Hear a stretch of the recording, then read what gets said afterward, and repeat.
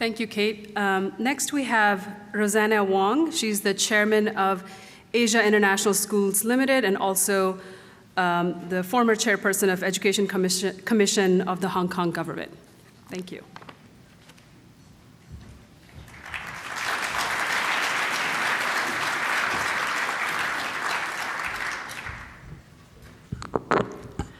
Good morning, everyone.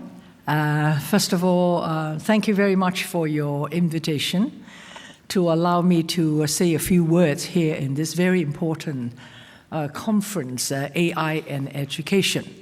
I'm a sociologist by profession, but I work with and for young people all my life. And now I'm in the field of education, really at the front line, because my organization, Asia International School Limited, run about 12 schools in China and in Asia. So I'm in the front line, so I heard a lot about what MIT has done in the past. So I just want to take this opportunity just to say something about what AI education means to us. And I'm very lucky, actually. The first thing I want to say is to say thank you to MIT. I had a first-hand, collaborative experience with MIT 20 years ago. When I started, my work, with MIT Media Lab, doing what we call the integrated learning, interactive learning, and innovative learning, and therefore we started off what we call the learning through engineering, art, and design. And this project was initiated 20 years ago in Hong Kong. That became the forerunner of the cool thing at JC. And it was a very, very successful project. And, but again, because of problem of scaling up, and therefore it moved to Kuthing, in 2016 onwards, and therefore they started with coding. So my experience with MIT, I have to say, was an excellent experience. You know why MIT is good? I mean, just from my point of view, I can say it. They always think of the user. They always think of how the user feel about the tours that they put forward. Now, to me, that's why it will always be successful. And they never look at, from a researcher point of view alone, but what the response of the users to be. So my experience with MIT, and I congratulate MIT RAISE initiative, this time taking the lead of AI and continue to take leadership on these things. And I think I'm from the front line, then you can see that frontline people need somebody who uses the brain more than we do sometimes at the front line. And so MIT is the driver. So keep up the good work. And I need to thank Jockey Club, taking the initiative and support. Without financial support, it's very difficult. Jockey Club is the largest charity, the bodies in Hong Kong. Last year, we dished out about $934 million US, in different projects around, domestically.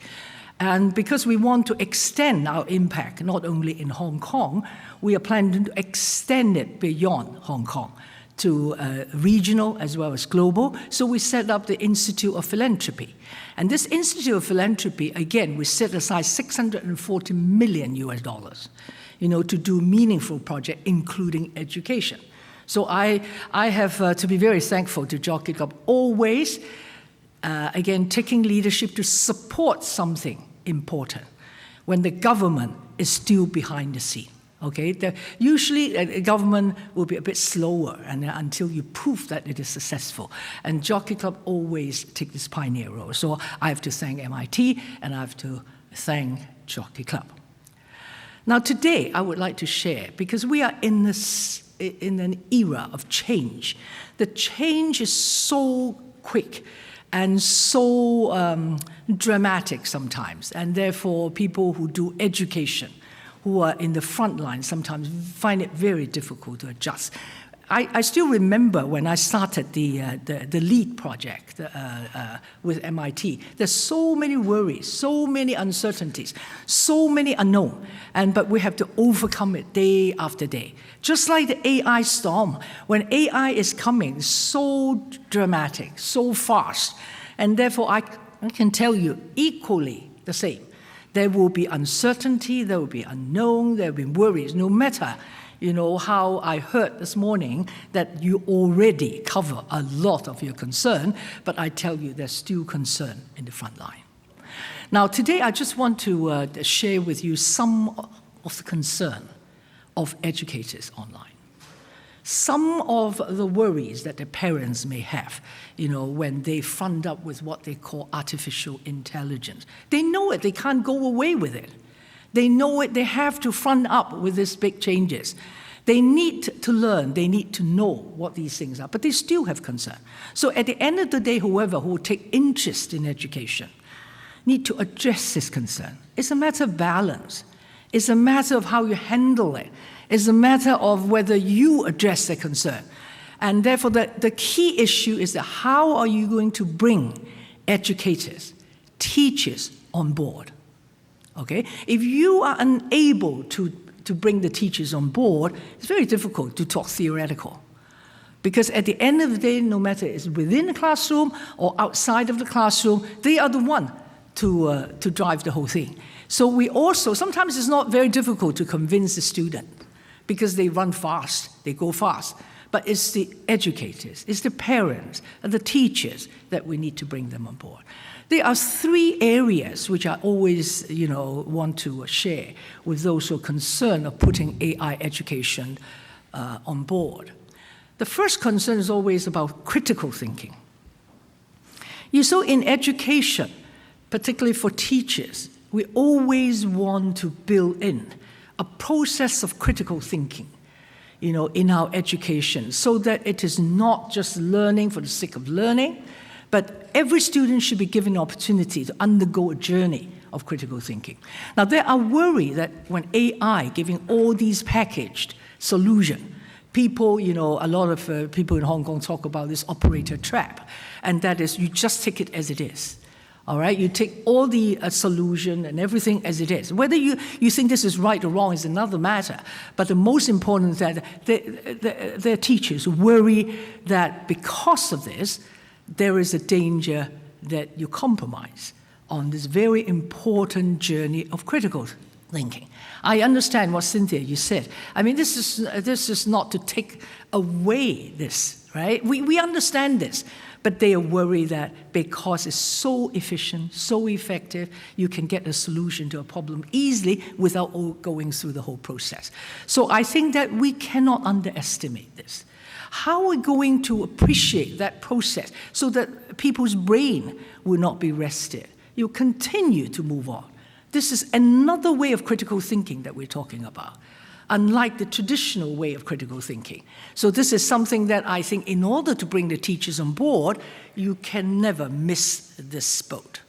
Now, another area which I think a lot of educators in the front line perhaps are very concerned about is what we call the ethical consideration. And I understand MIT, the RACE initiative, I read quite a bit, online. You can say you already provide solution, all right, to some of these ethical considerations. The data accuracy, the privacy about, data, how you're going to use this, whether it will, create social inequalities.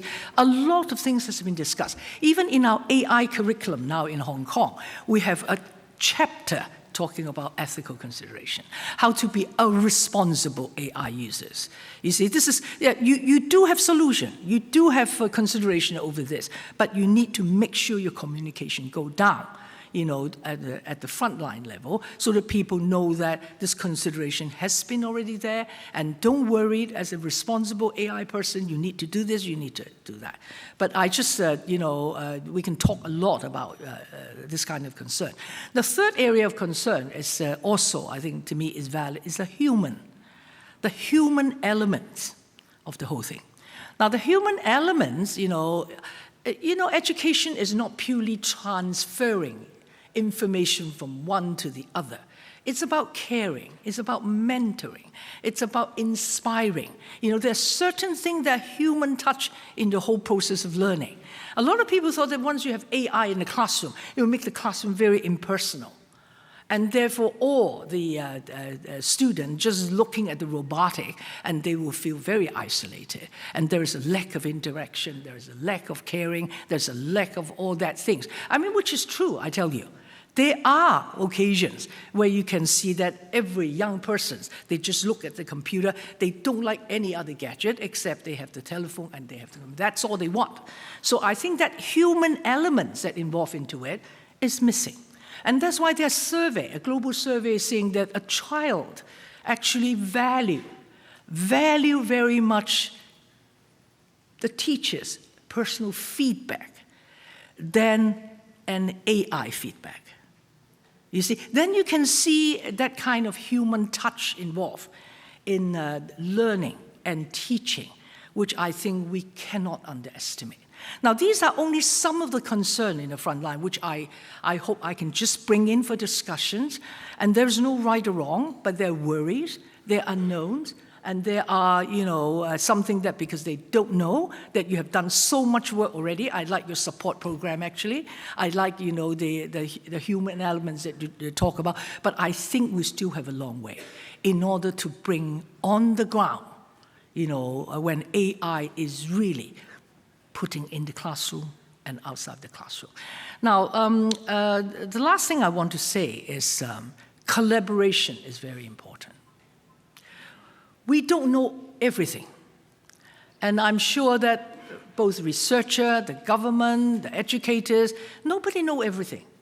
But collaboration, share learning, and so that we're able to find the truth out of interaction will be extremely useful. So I commend MIT, your raised initiative of organizing a conference like this will open up opportunity for discussions. Will open up opportunities to express our worries, to express our concern, and therefore to see how far those who are at the policy level and those who are at the frontline level were able to communicate between each other. So we have teachers from Hong Kong coming over, and we have, policymakers. We have a lot of researchers. They know better than anybody. But once you're in the front line, you face a different music. Completely different music. So I think that this is an occasion where we should collaborate, we should work together. So I just want to say this is only part of my sharing, but I'm a strong believer of AI coming, and we need to take it on with courage, and also with human wisdom to see how to make this even more effective. History tells us that this can be done, and I'm sure that we can continue to do. So thank you again, MIT. Thank you again, Jockey Club. Thank you, everyone, for allowing me to share this on this occasion. Thank you very much.